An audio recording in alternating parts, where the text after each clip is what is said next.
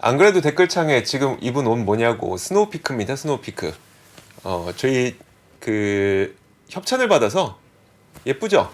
네, 저도 항상 이게 그래도 좀 격식 갖춘 어떤 뭐 남방이라든지 이런 거 입으려고 그랬는데 오늘은 아무래도 좀 예쁘기도 하고 또 협찬도 해주시고 해서 여러분들께 이 스노우피크 좀 보여드리고 있어요. 자, 여러분들도 스노우피크 많이 입어보세요. 좋습니다. 일단 되게 좋아요. 그러니까 저 지금 덥지도 않고 그리고 편하기도 편하고 좋습니다. 자, 박수현 팀장 바로 만나볼게요. 어서 오세요. 안녕하세요. 네, 안녕하세요. 먼저 그거부터 아니 지금 우리 윤 대통령의 발언 때문에 갑작스럽게 한국과 중국도 지금 뭐 긴장감이 너무 심화되고 있어요. 불탈 것이다? 막 이런 얘기했더라고요. 네. 지금 어떤 상태인 거예요? 이게 다행이라고 해야 되는지 모르겠지만 네. 시진핑 주석이 직접 엄청난 발언을 한 건 아니고요. 네네. 거기 이제 외교부장이 네. 그런 발언을 한 건데 좀 극단적인 단어를 쓰긴 썼죠. 가만히 있지 않겠다, 뭐 불탈 것이다 이런 이야기들을 했는데 그러니까 이게 갑자기 북한 얘기를 꺼내면서 네. 북한과 한국은 별도로 유엔에 등재되어 있는 국가인 거고 네네. 중국과 대만은 다르다. 대만은 별도로 등록이 안 되어 있으니까 주권국으로 되어 있지 않거든요. 대만은. 그래서 이 타국의 이런 어떤 내부적인 정치에 관여하는 것은 합리적이지 않다. 이런 네. 얘기들을 하고 있는 건데 주식 입장에서 봤을 때는 당연히 좋은 이슈는 아니죠. 근데 지금 가장 큰 문제는 뭐냐면 차이나 소비재라고 우리가 이제 분류하는 것들을 보면은 네. 정말 어닝이 아직까지 반영을 해서 이 주가를 끌어올리는 그런 사이클은 아직 안 왔어요. 그걸 기다리다가 지금 기대감은 5월 노동절이 얼마 안 남았으니까 네네.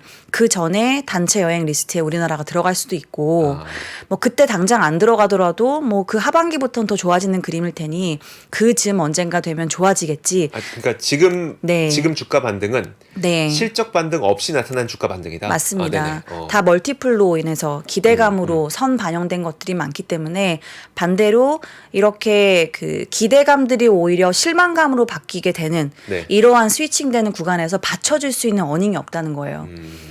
그래서 지금은 차이나 소비재들이 굉장히 좀 어려운 구간에 다시 진입한 게 아닌가라는 생각이 듭니다. 또 윤 대통령이 사실 미국 방문을 또 앞두고 있기 때문에 네. 여러 가지 정황상 지금 이런 행태들이 급작스럽게 다시 또 유화적인 스탠스로 바뀌지 않을 수도 있을 것 네네. 같아요. 그렇게 되면 우리가 기대했던 중국발로 어떤 소비가 우리나라에 미치는 긍정적인 영향들이 조금 더 시간이 지체될 수 있겠다라는 생각은 듭니다. 그러니까 우리가 많이 기대했던 거는 사실 단체 여행이 만약에 허가되지 않는다고 하더라도 요즘에 개별 여행으로 중국 분들이 그렇죠. 많이 들어오시니까 네. 그걸 좀 기대해 볼 수 있지 않을까 했는데 그것도 좀 어려워질 수도 있어요. 아니면 그건 아니 정치는 정치고 네. 내가 만약에 중국 사람인데 요즘에 저 경복궁 근정전에 저 아까 방송했었거든. 근정전에 그 뭐 BTS 나왔던 거기다 한번 가보고 싶고 그러면 개인 중국인들을 막을 수는 없는 거잖아요. 그렇긴 해요. 그렇긴 해서 들어오시는 분들이 뭐 이 이슈 때문에 굉장히 눈에 띄게 줄어든다라고 보기는 어려운데 제가 사실 차이나 소비재 볼 때 네네. 꾸준히 말씀드렸던 게 뭐냐면 그 우리가 옛날에 사드 전에 누렸던 네. 그러한 소비재들보다는 우리가 중국 대비 잘하는 거 말고 네네. 월등히 글로벌리 탑티어인 거 네. 이런 거를 저는 좀 긍정적으로 보시는 시각이 중국의 이런 어떤 소비가 회복되는 그림이랑 연결해서 보시는 게 좀 더 안전하다. 예를 들어 미디어 엔터 같은 것들. 네. 그런 거는 상대적으로 이런 이슈에도 자유롭고 또 관계가 좋게 돌아섰을 때 이거 사실 중국 말고 다른 나라에서 소비가 계속 좋아지고 있는 건 맞기 때문에 네네. 여러모로 기댈 수 있는 측면들도 있고 우리나라에서도 사실 여러 가지로 이쪽은 지금 뭐 굉장히 악재가 있는 건 아니라서 네, 그러한 방향성이 낮고 정말 이번에 여행 많이 와서 이거 좋아질 거야. 이런 네네. 그림들은 조금 지금은 조심하시는 게 좋지 않을까라는 생각은 듭니다. 진짜요? 네. 아니 러시아랑도 지금 갑자기 또 이렇게 감정 격해졌고 중국이랑도 감정 격해졌고 참 좀 좋아질만 하면 악재 터지고 좋아질만 하면 악재 터지고 있어갖고 참 쉽지 않은 국면이 좀 펼쳐지고 있습니다. 자, 그럼 이제 중국 그 내부적인 이야기도 한번 해보도록 할게요. 아니 GDP 데이터가 서프라이즈였었는데 보니까 시장은 오히려 일주일 동안 1% 넘게 하락했더라고요. 그리고 지난 밤 사이에도 좀 안 좋았었고 이거 왜 그런 거예요? 그러니까 지금 되게 좀 묘한 상황이 계속 지속되고 있는데 네. 제가 지난번에 나와서 중국의 외환보유고 보여드리면서 네. 네. 중국이 외환보유고 구성을 굉장히 빠르게 바꾸면서 그랬죠. 미국과의 장기전을 상당히 적극적으로 준비하는 것 같다. 미 국채 줄이고 네, 러시아 금이랑 그 다음에 특별 인출권. 특별 인출권 늘리고 네, 이런 것들 말씀드렸는데 그래서 이게 중국이 하는 행태에 이어서 중국의 여러 가지 이제 경제 지표들이 원래는 A면 B야라고 네. 해서 정말 공식처럼 단순하게 움직이는 것들이 몇 개 있었는데 그런 게 지금 다 깨지고 있습니다. 30년 만에. 원래는 단순한 패턴으로 움직였었는데 네. 예를 들어서 이제 GDP 전에 수출 나왔는데 중국 수출이 굉장히 서프라이즈였어요. 그렇죠. 이게 컨센이 마이너스 7이었는데 네. 플러스 14% 이렇게 나왔 14.8%. 네, 그렇게 굉장히 서프라이즈로 2배 좋게 나온 건데 퍼센테이지만 따져봤을 때는 네. 그런데도 시장이 긍정적으로 1도 안 받아들였어요. 맞아요. 네, 그게 왜 그런가? 왜냐하면 중국이 수출이 좋아지면 우리가 그냥 A에서 B에 이 공식을 입각해서 보면 글로벌 경기가 이제 업턴으로 간다. 네. 이러한 사인으로 봤었거든요. 중국이 세계 공장 역할을 했으니까 네. 공장이 막 열심히 일을 한다는 거니까 누군가는 이 수요를 받쳐준다는 거죠. 그래서 첫 번째 차트 한 번만 좀 보시면 좋을 네. 것 같은데 원래는 중국의 수출 경기가 막 좋아지면서 경기 업턴일 때 이 차트에서 보시는 것처럼 네. 원래는 EM이 아니라 DM 쪽이 막 올라가는 그림을 보였습니다. 그러니까 이머징보다 네, 이머징보다 선진국들이 선진국, 네. 그러니까 선진국이 이 바게닝 파워나 이 구매력에서는 신흥국에서는 중국을 빼고 나머지 쪽은 이쪽에서 주력을 보이다 보니까 네. 여기가 좋아지는 그림이 주로 중국의 수출을 당기는 모습들을 보였는데 네. 지금 보면 중국에서 신흥국으로 나가는 그림이 월등히 강합니다. 그리고 다음 차트를 보면 재밌는 게 중국이 정말 공들여서 우리가 잘 지내보자, 계속 만나고 이런 쪽의 비중이 1, 2, 3, 4, 5등까지 쭉 나래비로 되어 있습니다. 러시아, 싱가포르, 아세아가 이제 동남아 맞습니다. 지역들 많이 포함되어 있으니까 호주, 브라질까지. 뉴스에서 봤던 다 그 국가들이네요. 정말 딱 그 국가들이고 네. 재밌는 게 1등 러시아는 그래도 어느 정도 납득이 가죠. 네네. 우리가 언론에서 많이 접했고 네. 실제로 뭐 위안화 결제도 원유로 한다 이런 얘기 하고 있고 네. 근데 싱가포르 같은 경우에는 왜 2등일까? 왜 그래요? 놀랍게도 최근 6개월치가 거의 유사한 레벨입니다. 싱가포르가. 그게 무슨 말이에요? 그러니까 높은 수치를 6개월 동안 지속하고 있어요. 중국이 싱가포르에 수출하는 게. 최근에 좋아진 게 아니라 원래 그랬다? 최근 6개월 동안 최근 지속하고 6개월, 있어요. 네네. 그래서 이게 왜 그런가 하고 제가 자세히 살펴보니까 실제로 제가 지난해 연말에 싱가포르에 출장도 다녀왔었는데 네네. 거기에 이제 브로드컴에 있으신 분을 만났었어요. 네. 통신사 중에 하나인 건데 중국이랑 이 해저 케이블 쪽에서 주고받는 물량들이 꽤 많다. 그러면서 1대1로 이야기를 하시더라고요. 네. 근데 실제로 중국의 1대1로 계획을 쭉 뜯어보면 중국이 1대1로가 큰 계획 중에 하나가 재생에너지를 수출하는 전략적인 방향 중에 하나거든요. 네. 재생에너지는 원유처럼 네. 이걸 어디 실어서 날릴 수가 없기 그쵸. 때문에 케이블이 연결돼야 전선. 돼요. 네, 그래서 이 케이블을 여러 가지 국가를 해상으로 육상으로 연결을 해야 되는데 해상으로 연결하는 핵심 거점이 싱가포르입니다.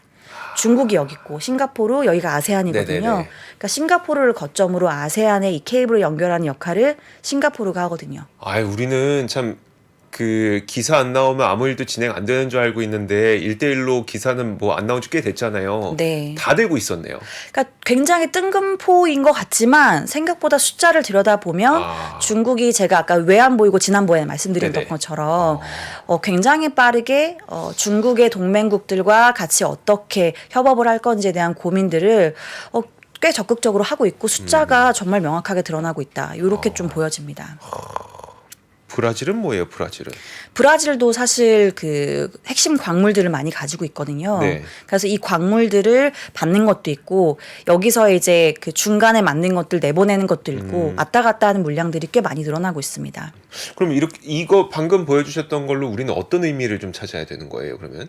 그래서 이제는 우리가 공식처럼 느껴졌던 네. 중국의 수출이 좋아져서 글로벌 경기가 좋아진다 이렇게 바라볼 수 있는 사이클은 일단락된 것 같다. 그래서 중국의 수출만 들여다보면 안 되고 네. 좀 머리가 아프지만 이렇게 국가별로 혹은 품목별로 정말 뭐가 수출됐는지 네. 그래서 경기가 정말 글로벌리 좋아지고 있는지를 볼 때 단순하게 이제 전체 숫자만 보기엔 좀 어렵다. 이렇게 좀 판단할 수가 있을 것 같고 GDP뿐만 아니라 수출도 그렇고 GDP도 네. 일단 더 추가로 연결을 말씀을 드리면은 네네. 중국 GDP가 컨센이 4%였는데 4.5%가 나왔어요. 그런데 시장은 안 좋았습니다. 네. 이거 왜 그랬을까? 일단은 다음 세 번째 차트를 보시면 좋은데 네. 이게 핵심이긴 합니다. 결국 중국을 걱정해 왔던 건 모든 게 소비 시장이 생각보다 빠르게 안 올라와서인데 이 소비를 주도하는 건 중국의 MZ들 젊은 층인데 보시면 청년층 실업률이 빨간색 선인데 3개월 연속 상승세를 이어가고 있습니다. 그러니까 성장률은 좋았는데 실업률은 오히려 올라간 거예요. 실업률이 올라갔네요. 네. 근데 이 전체 실업률은 빠지긴 했는데 네. 그러니까 지금 가장 문제가 되던 이 젊은 청년층들의 네. 실업률은 해결이 하나도 안 되고 오히려 좀 고령자 쪽에서의 실업률이 좀 개선이 됐다라는 거죠. 근데 이거는 소비에 도움이 안 됩니다. 그렇죠. 나이가 많으실수록 소비를 하시기보다는 저축을 하시는 패턴이 더 강하시기 때문에 네네. 그래서 중국의 GDP 성장률이 좋았음에도 불구하고 시장이 그러면 여기가 좋아지는 게 맞아? 라는 네. 의구심을 품었던 게 1번. 근데 이 2번이 조금 더 직접적이긴 했는데 중국이 소매 판매가 이번에 10%를 넘어섰어요. 네네. 컨센은 상당히 크게 상회했는데 중국이 3월, 4월, 5월이 지난해 네. 이거는 전년 대비로 보니까 역성장이었습니다. 마이너스였어요. 마이너스 어느 정도 수준이요? 마이너스 뭐 2, 3%대였어요. 그러다 보니까 그때 기억을 잘 해보시면은 그때 상하이나 이런 대도시가 봉쇄를 했던 그 네네. 시기입니다. 사람들이 못 나가니까 당연히 소비를 못 했겠죠. 그러니까 기저효과를 빼고 한번 자세히 들여다보니까 좋아 보이는 게 하나도 없더라는 겁니다. 일단 고용 안 좋았고 네. 그 다음에 다음 차트 보시면은 그러면 소비가 안 좋았으면 고용이 이제 소비랑 연결된 거니까 중국 정부가 주도로 하는 투자 같은 건 어땠지? 보면 네. 투자가 주로 세 개로 구성되는데 제조업, 인프라, 부동산 다 빠졌습니다. 그러니까 소비도 생각보다 기저효과 제외하면 좋은 네. 포인트가 없었는데 투자도 별로 안 좋네. 그러면은 GDP가 이 기저효과를 제외하고 나면 앞으로 지속성이 있을 수 있을까? 계속 이렇게 올라갈 수 있을까?에 대한 의구심이 많이 생긴 것 같아요. 아니 수출은 알겠어요. 수출은 뭐 러시아랑 했다 쳐요. 그리고 네. 싱가포르랑 했다 치고 뭐 브라질이랑 했다 쳐서 네. 그래서 올랐다 치는데 왜 다 빠졌는데 GDP는 왜 올라간 거예요? 일단은 소비가 제가 말씀드린 기저효과가 굉장히 크게 그게 되게 컸다. 네, GDP도 결국은 전년 대비로 보는 거다 보니까 그러니까 기저효과를 제외해서 싹 걷어내고 다른 것들 내용들 보니까 알맹이가 없네. 이거 그냥 한두 달 기저효과로 반짝하고 계속 지속될 수 있는 거 맞아? 이런 불안감들이 있는 거고 이게 저는 어떤 생각이 드냐면 수출도 자세히 뜯어보면 네. 제가 아까 EM 쪽에 많이 들어간다고 말씀드렸는데 이거는 어찌 보면 정말 그런 신흥국의 소비에 이게 수요가 좋아져서 땡기는 거라기보다는 네. 국제 관계 안에서 서로 주고 받아야 되는 이런 물량들을 한해서 움직일 가능성이 높고 이것도 이거를 1년 내내 할 수 있을까 하는 의구심들이 시장에 좀 있을 수 있다는 겁니다. 그러니까 알겠어요. 그러니까 현상은 알겠는데 네. 그럼 우리가 이걸 통해서 무엇을 어떤 투자에 뭐 힌트를 얻어야 되지? 이게 그게 너무 복잡해지는. 그냥 말씀하신 거 들어보면 앞으로 여러분들 쉽게 생각하면 큰일 납니다. 이렇게 끝나거든요. 그래서 결론이 사실 네. 제가 중국 주식을 계속 받고 앞으로도 볼 거기 때문에 좀 네네. 아쉬운 포인트인데 우리가 신흥국이라는 포트폴리오를 구축할 때 네. 중국이 비중이 압도적으로 크니까 네. 중국을 기준으로 뭐를 많이 삼거나 혹은 중국을 그냥 넣던지 빼던지 이 정도의 가이드라인을 우리가 가져갔다고 하면 이제는 그렇게 하면 굉장히 어려워질 것 같아요. 그러니까 예를 들어 우리가 포트폴리오를 좀 전국으로 브로드하게 글로벌리 가져간다고 하면 EM은 이제는 중국만 보시면 안 되고 포트를 조금 더 다각화해서 인도네시아를 넣는다든지 인도를 넣는다든지 베트남을 넣는다든지 혹은 우리는 한국에 있으니까 한국을 주로 넣지만 글로벌 투자자들이 한국을 고려하는 비중이 좀 더 높아진다든지 그래서 EM 내 포트가 상당히 좀 다각화될 것 같다. 그러니까 박수현 팀장님 중국 애널리스트 맞으시죠? 네, 맞습니다. 그렇게 말씀하셔도 회사에서 안 넣나요? 그래서 제가 최근에 인도네시아 자료를 발간을 하긴 했습니다. 그래요? 네, 그래서 실제로 제가 중국을 보는 저도 굉장히 체감을 하고 있고 이제는 신흥국 이꼴 중국 이렇게 볼 수 있는 사이클은 점점 많이 약화될 것 같아요. 중국을 보고 있기는 하지만 네네. 미국이 이렇게 계속해서 IRA 법안 여러 가지 뭐 최근에 어제 나온 보도이기도 한데 옐런 재무부 장관이 우리는 경제 이익보다 안보가 더 중요하다. 중국도 안보 외치고 있는데 미국도 그러지 않으라는 법은 없죠. 네. 그러니까 사실 리쇼어링은 비용 측면에서는 비효율적이에요. 그럼요. 네, 비싼 거 인건비도 쓰니까. 올라가고 네. 케이펙스를 다 안으로 옮겨야 맞아요. 되니까 새로 지어야 되고. 네. 근데 이 비효율성 안에도 우리의 안보가 확보가 되면 우리는 이걸 불사하겠다라는 건데 중국도 그렇고 네. 이 비효율의 시대로 우리가 이제 글로벌라이제이션이 끝나고 넘어오면서는 단순하게 옛날에 우리가 봐왔던 공식으로 가면 안 되고 여기에서 도출할 수 있는 우리의 인사이트는 말씀드린 것처럼 EM의 포트를 단순화하면 안 되고 좀 다각화해야 된다. 그래서 이제는 국가를 조금 더 넓게 보셔야 될 필요성이 있을 것 같다. 알겠습니다. 저거 또 한 가지요. 오늘 중국 증시가 하락한 건 그것 때문이라는 이야기가 있더라고요. 그러니까 바이든 대통령이 다음 달부터 미국 기업의 대중 반도체 AI 쪽 투자를 좀 제한할 거다라는 소식 때문에 중국 증시가 하락했다는데 그렇게 봐도 돼요?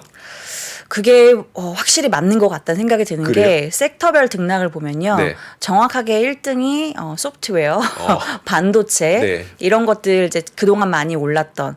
근데 미국이 정확히 제재하겠다고 한다고 한 쪽이 많이 이제 상위 낙폭이 큰 쪽으로 형성이 됐고 네. 유일하게 강보합으로 플러스로 끝난 게 있습니다. 어딜까요? 군수. 그러면 네. 그러니까 중국과 미국과의 이 장기전에서 네. 이러한 등락이 나타나는 그림이 어떻게 보면 우리한테 주는 힌트일 수 있는 거죠. 그러니까 이걸 시장에서 꽤 심각하게 받아들이고 있는 것 사실 같습니다. 지금 뭐 공식적으로 발표된 건 아닙니다만 네. 얼마 전에 이제 블룸버그에서도 조만간 중국으로 들어가는 장비에 대한 추가적인 제한이 있을 거다라는 이야기가 있었거든요. 그렇게 네. 하면 이제 미국이나 아니면 우리나라에서 중국으로 들어가는 반도체 장비를 막을 건데 지금도 이미 막고 있지만 더 많이 막을 거다라는 해석이었었거든요. 그렇게 될 것 같으세요? 그렇게 저는 장기적으로 그 그림은 유지될 가능성이 있다고 봐요. 네네. 다만 이게 당장 올해일지 내년일지는 모르겠지만 일단 올해 하반기에는 상당히 이 문제가 좀 구체화될 가능성이 높아 보이고요. 이거는 제가 지속해서 말씀드리는 게 내년에 중요한 이제 대선이 2개가 있으니까 네네. 1월 달에 대만 총통 선거 있고 11월 달에 미국 대선이 있다 보니까 이거 레토릭으로 활용하기 매우 좋습니다. 본인들이 내부 정치하기 위해서.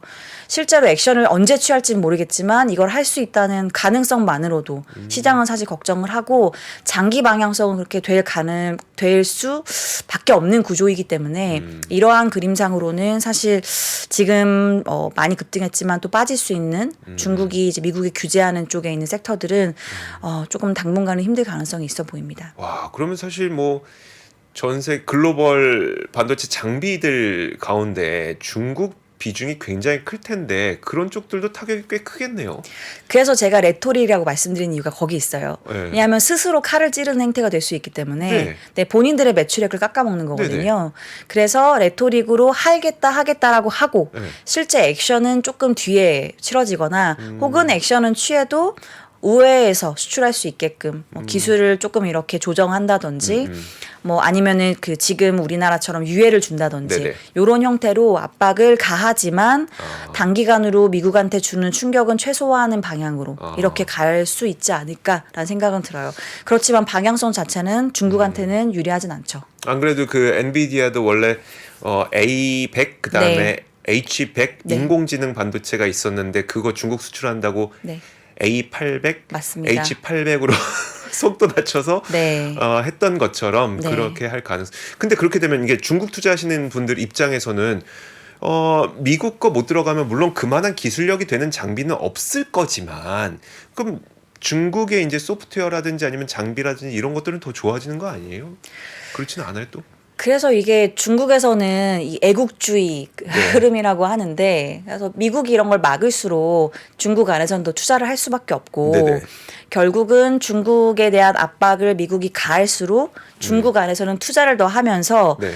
중국 안에서 국산화가 더 빨라진다라는 로직으로 실제로 과창판 같은 것들이 많이 오르긴 했어요. 네네. YTD로 뭐 20%까지 급등했다가 오늘 이 이슈 터지고 나서는 4% 급락했습니다. 지수가. 아 그래요? 왜요? 그러니까 이게 이런 거죠. 실제로 현실화될 거라는 생각은 했지만 네. 수위가 높아지다 보니까 제가 지난번에 나왔을 때 이 어닝이랑 멀티플 네네. 괴리 벌어지는 거 말씀드렸는데 그 괴리가 섬뜩하긴 하죠. 줄어든 거다 그게. 네, 그거에 대한 우려가 괴리가 더 많이 벌어졌기 때문에 제가 안 나온 2주 사이에 뭐 일부는 PSR로 봐야 된다라고 말씀 주시는 분도 있지만 네네. 사실 어닝에 대한 걸 아예 무시하고 주식을 살 수는 없는 노릇이라서 그쵸. 거기에 따른 불안감들이 오늘 좀 집중적으로 발현이 된 게 아닌가 생각이 듭니다. 당분간 그러니까 반도체와 반도체 장비 관련해서는 당분간 이런 움직임은 좀 이어질 것 같으세요. 어차피 레토릭이라고 말씀하셨으니까. 좀 이어질 수는 있는데 이게 연간 내내 이럴 건지 아니면은 잠깐 변동성을 가져갈지는 좀 봐야 되는데 저는 연간 내내 빠질 거라고 보지는 않아요. 네. 그 이유가 마지막 차트 봐주시면 좋을 것 같은데 최근에 GDP 나오고 중국이 이제 인프라 투자하는 게 구형인지 신형인지를 이걸 나눠서 볼 수가 있어요. 네. 구형은 그냥 단순하게 도로, 철도, 수로, 항만 네네. 이런 거고 네.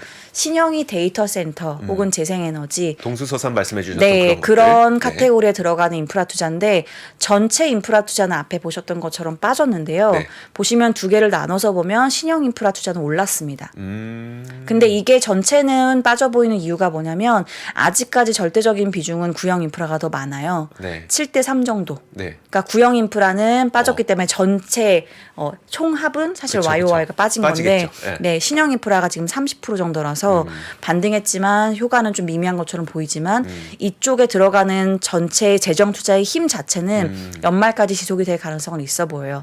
그래서 저는 사실 정말 딱 반도체라기보다는 네. 일단은 통신 장비 지난번에 말씀드렸던 거. 네. 그 다음에 여기에 연결되어 있는 이제 중국이 바이두 어니복 같이 AI 개발하고 네네. 이런 쪽으로는 지원되는 보조금이나 재정 투자나 이런 것들 스마트 시티 구축하기 위해서 CCTV를 계속 열린다든지 이런 그림은 지속될 가능성이 높습니다. 알겠습니다.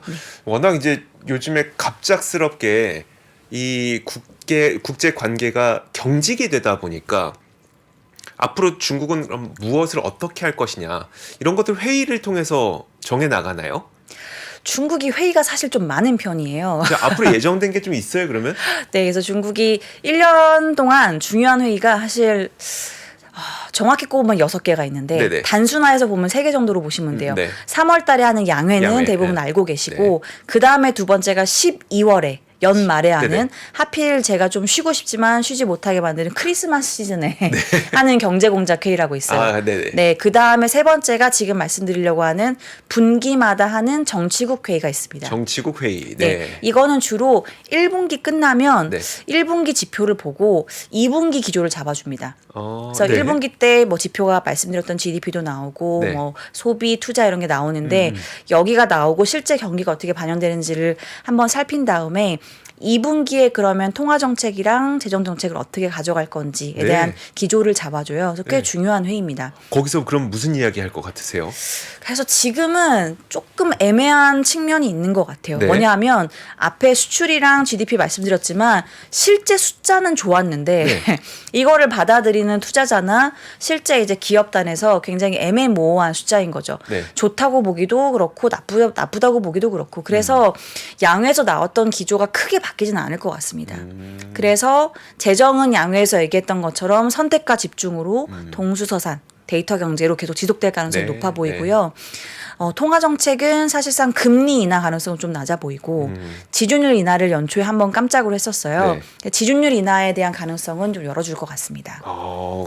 그러니까 어쨌든 이제 내수를 좀 부양시키겠다는 신호는 줄 거고, 네. 하지만 실제로 막 정말 가장 강력하게 미는 거는 동수서산 같은 신형 인프라 쪽에 될 거고, 네, 그러다 여전히. 보니까 통신 장비. 근데 중국은 전선은 따로 없어요? 우리나라 전선 엄청 잘하는데 안 가져가나? 근데 중국도 엄청 잘합니다. 전선 잘해요 또. 전선이랑 광 케이블 이런 거 중국이 잘합니다. 좀 우리 것 좀 가져 좀 아유 참.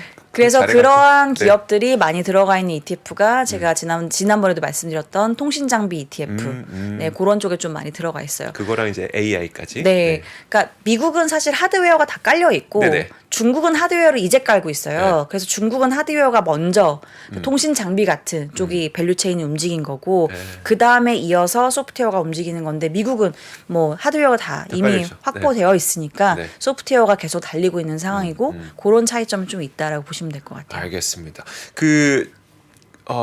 정치국 회의 네. 날짜가 언제일까요? 이걸 정확하게 날짜를 안 박아주는데 그래요? 네, 4월 중에는 무조건 합니다. 그러니까 얼마 안 남았죠. 지금 열흘도 안 남았잖아요. 네, 그래서 다음 주 중에 할 가능성이 높아요. 다음 주 중에. 네.